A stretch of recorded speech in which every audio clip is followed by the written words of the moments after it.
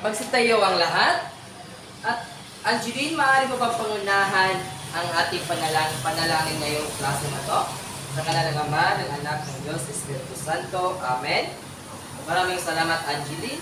At Mariel, pwede mo bang pakitala ang mga lumiban sa araw na to at ipasa ito sa akin mamaya pagkatapos ang ating klase. Magandang araw sa inyong lahat.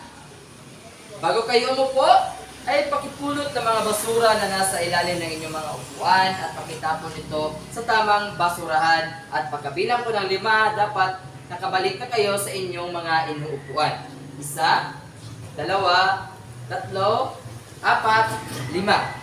Ngayon, bumalik na kayo sa inyong mga inuupuan at pakihanay ng inyong mga upuan kasi medyo may nakikita kong hindi gaano hanay ang inyong mga inuupuan. At wag muna kayong upo kasi napapansin kong medyo matamlay ang inyong mga mukha. Kung kaya ating pupukawin ang inyong mga natutulog na mga isipan at natutulog na mga mata.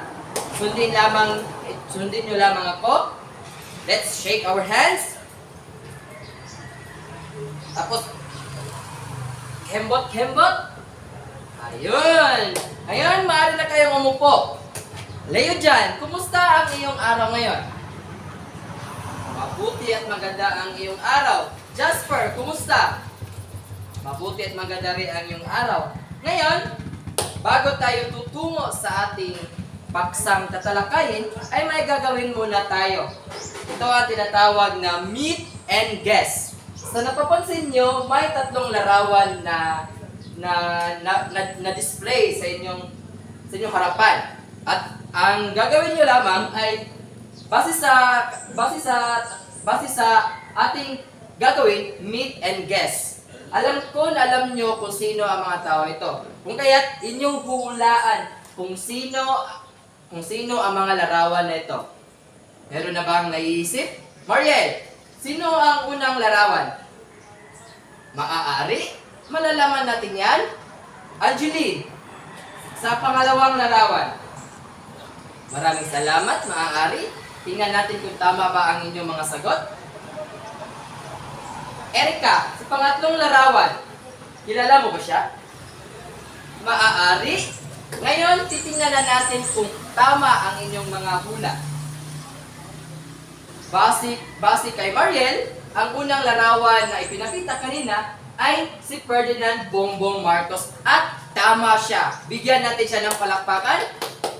At base naman ni Angeline, sa pangalawang larawan ay ang dating presidente ng United States of America na si Barack Obama. Tama si Angeline. At sa pangatlo naman, base kang Erika, ang pangatlong larawan ay si Maria Corazon Cory Aquino o ang dating presidente ng ating bansang Pilipinas na siya rin ina ng dating presidente na si Pinoy or Noynoy Aquino. Bigyan natin ng palakpakan ang 3 na tama ang kanilang mga sagot. Ngayon, bago tayo tutungo sa pinakamahalagang paksa natin tatalakayin, ay magbabalik tanaw muna tayo sa kung ano ang ating tinalakay noong nakaraang klase. May naiisip na ba? Kayo sa likuran, layo dyan. Maraming salamat, Leo Jan. Base kang Leo Jan, ang tinalakay natin noong nakaraang klase ay ang kabias ng Minoan at Mycenaean. Sang-ayon ka ba sa sinabi ni Leo Jan Jasper? Tama, maaari. Maraming salamat, Jasper at Leo Jan. Ngayon, bago tayo tutungo sa pinakamalagang paksa natin tatalakayin, ay may gagawin muna tayo. Sa nakikita nyo, ang pinamagatan ko itong suriin mo ako. Alam nyo na sino ang nasa larawan. Meron ba sa inyo ang hindi nakakikilala sa kanya? Meron ba? Sino ang hindi nakakikilala sa larawang nasa inyong harapan? Leo Jan, kilala mo ba siya? Base kang Leo Jan, siya si Rodrigo Roa Duterte o ang dating presidente ng ating bansa Pilipinas. Tama si Leo Jan.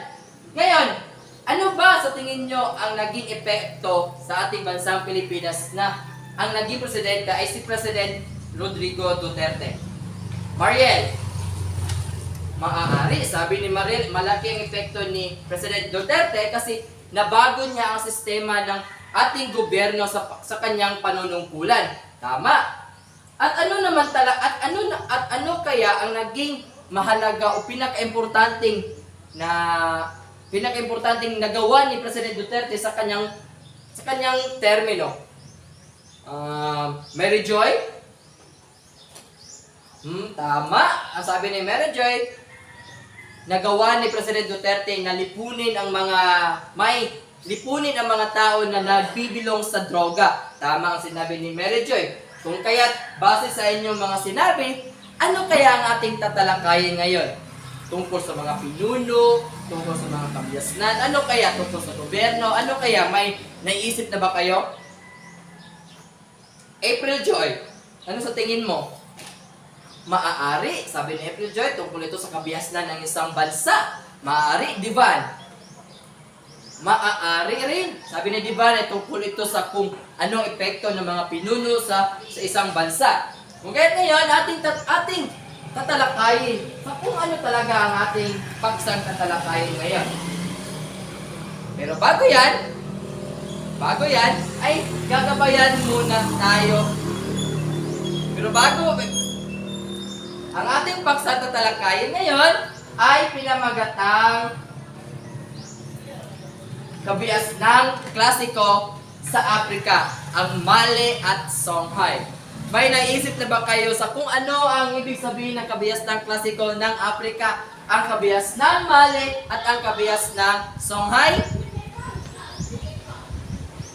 May naisip na ba kayo dyan? Sa likuran.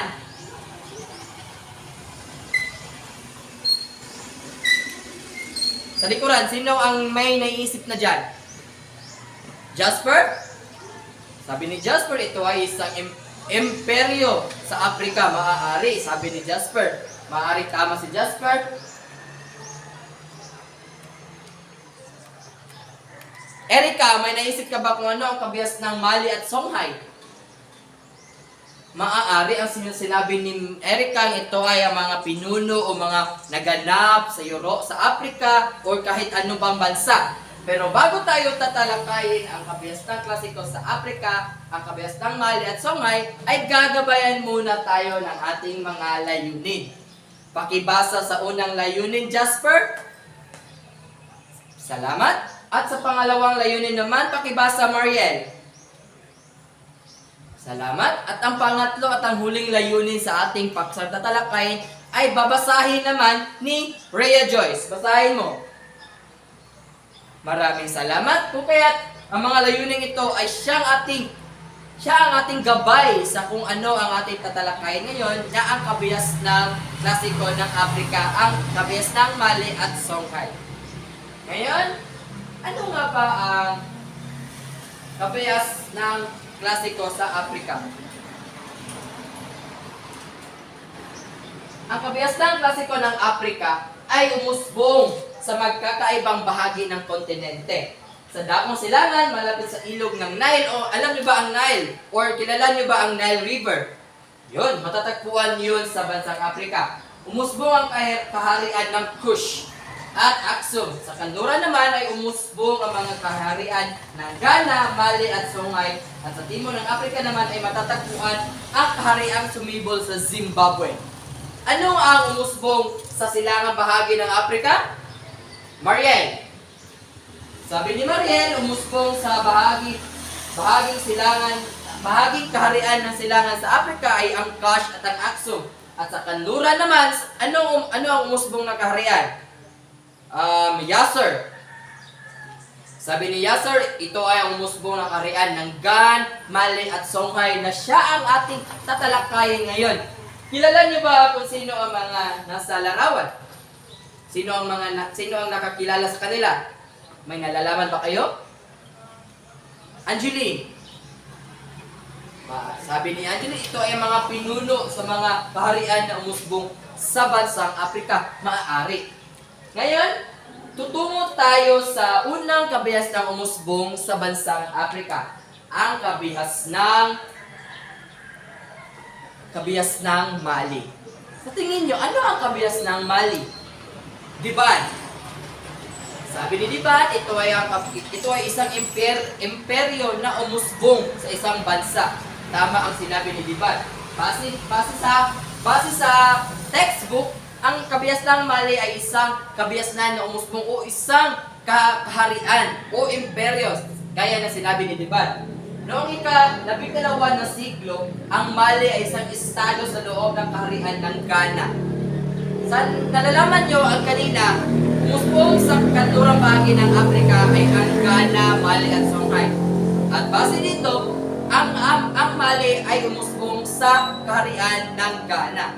Kung kaya't ang Mali ay siya ang pangalawang umusbong na kaharian sa bansang Afrika na ang tumulong ay ang kaharian ng Ghana. Ngayon may nakikita kayong isang tao na nasa inyong harapan. Alam nyo ba kung sino siya?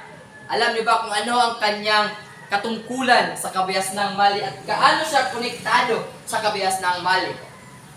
Kung wala, ay ibabahagi ko sa inyo. Ang tao na nasa inyong harapan ay tinatawag nilang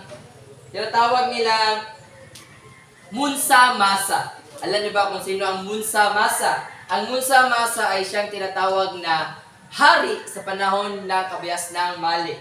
At dahil hindi siya ang unang hari doon. Ang unang hari ay tinatawag nilang Sundiata o tinatawag na Lion King. Ay nanaig sa mga Sonki at tinatawag ang imperyo ng Malinke.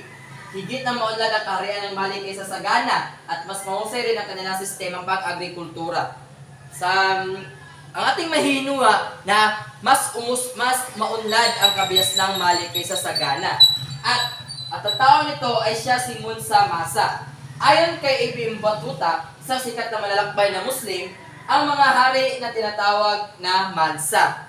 Kung kaya tinatawag siyang Mansa kasi siya ang hari noong mas umunlad ang kabias ng Mali. Ang pinakakilalang Mansa ng Mali ay si Mansa Musa. Ito, siya si Mansa Musa na siyang tumulong para umunlad at umusbong ang kabias ng Mali sa panahon na ito. Marami siyang naitulong, marami din siyang katangian na masasabi talaga natin na siya ang perpektong hari sa panahong ito. Ngayon, tutungo tayo sa pangalawang kabiasnan na umusbong sa bansang Afrika. Ito ay ang kabias ng Songhai. Songhai. Meron ba kayong nalalaman sa kung ano ang kabias ng Songhai? Mariel. Sabi ni Mariel, katulad lang ito ng kabias ng Mali. Maaari, tama siya? Ngayon ating tatalakayin kung ano ang kabias ng Songhai. Ang Songhai ay nakipagkalakalan sa mga barber na pumapasok sa mga ruta ng kalakalan sa Niger River o tinatawag itong Nile River. Dala-dala rin ito ang relihiyong Islam. Noong 1010, tinanggap ni Joy Kosi, hari ng Songhai ang Islam. Ito si Dia Konsai. Dia Konsai or Dia Konsu. Siya ang hari sa kabias ng Songhai. Hinikayat niya mga Songhai na tanggapin ang Islam at hindi niya ito ipinilit. Nakipagkalakalan ang Songhai sa Algeria sa pamamagitan ng ruta ng Gao at Timbuktu na nag-uugnay sa iba't ibang panig ng imperno. Subalit nasakop ang imperyong Songhai noong 1325 at nabiyag ang mga mamamayan nito. Sa panahon ito, si Haring Dia Konsai ay pinipilit niyang tanggapin ng mga kababayan niya ang relihiyong Islam. Ngunit hindi niya lahat napapilit kasi may kanya-kanyang desisyon ang mga mamamayan sa Songhai. At noong 1325, hindi nagtagal, sinakop ang imperyo ng Songhai. Sinakop sila ng ibang mga kabiasnan kung kaya't hindi gaanong tumagal ang kabias ng Songhai. At masasabi ko, at base rin sa katangian ni Dia Konsai, hindi siya talaga masasabi nating impluwensyado nga tao. Hindi may katangian siya bilang isang pinuno, pero mas higit na may katangian bilang isang pinuno ang hari sa kabias ng Mali na sino ngayon? Tama si Jasper, si Mansa Musa. Ngayon, Base sa ating tinalakay, ang kabias ng mali at ang kabias ng songay ay gagawa kayo ng isang concept map. Hahatiin ko kayo sa dalawang grupo. Ito ang unang grupo at pangalawang grupo. Pero bago yon, may tatanong muna ako sa inyo. Base sa ating tinalakay, ano sa tingin nyo ang maaaring magandang katangian na dapat taglayin bilang isang pinuno?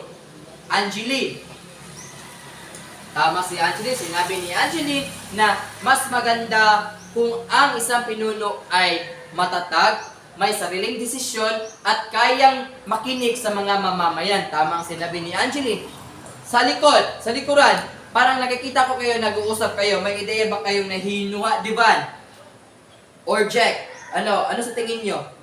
Sabi ni Jack, dapat ang isang pinuno ay may ideya kung ano ang kanyang ginagampanan at kaya niyang ipaglaban ang kanyang mga mamamayan. Tama ang sinabi ni Jack at ni Angeline. Ngayon, tutungo tayo sa paggawa ninyo ng isang concept map. Nahati na kayo at gagawa kayo ng concept map at bibigyan ko lamang kayo ng 10 minuto para gagawa kayo ng isang concept map at 5 minuto para sa pagpresenta nito. Gagabayan kayo ng ating pamantayan sa paggawa. Ngayon, natapos na ang 10 minuto sa paggawa, ipasa na ang inyong mga nagawang concept map sa harapan. Pakiabot lang. Maraming salamat. Ngayon, para mas malaman ko kung nakikinig kayo sa ating klase, ay may itatanong ako sa inyo o ibabahagi na katanungan. Ito ay ang katanungan na bakit mahalagang malaman natin ang mga katangian na dapat taglayin ng isang pinuno sa ating bansa o imperyo? Ano sa tingin nyo? Bakit mahalaga na malaman natin? Bakit okay lang na hindi natin malaman? Ganyan niya, wala siya di, oy, ana-ana. Ano sa tingin nyo? Bakit mahalaga? Mariel! Sabi ni Mariel, mahalagang malaman natin kasi tayo ang nag-udyok sa kanya o tayo ang naglagay sa kanyang posisyon. Tama ang sinabi ni Mariel kasi kagaya ng ating bansang Pilipinas, hindi matatawag na presidente si Marcos, hindi matatawag na presidente si Digong o si Duterte kung hindi dahil sa atin, kung hindi dahil sa mga mamamayan. Kung kaya dapat nating malaman, dapat nating suriin ng maayos, suriin talaga nga ang mga katangian ng isang pinuno na ating iboboto kapag may election o anumang election, hindi lang sa pamayanan, hindi lang sa gobyerno, hindi rin sa eskwelahan, sa bahay, or sa ating komunidad. Kung kaya bilang isang mamamayan, kailangan nating pahalagahan o kailangan nating malaman ang mga katangian dahil tayo naman ang makikinabang sa mga pinuno na yan. Ngayon, natapos na tayo sa ating tatalakayin at para mas malaman ko kung nakikinig talaga kayo, ay tutungo tayo sa ating pagtataya. Kukuha lang kayo ng isang kapat na papel at sagutin lamang ang mga tanong na nakapaskil sa inyong harapan.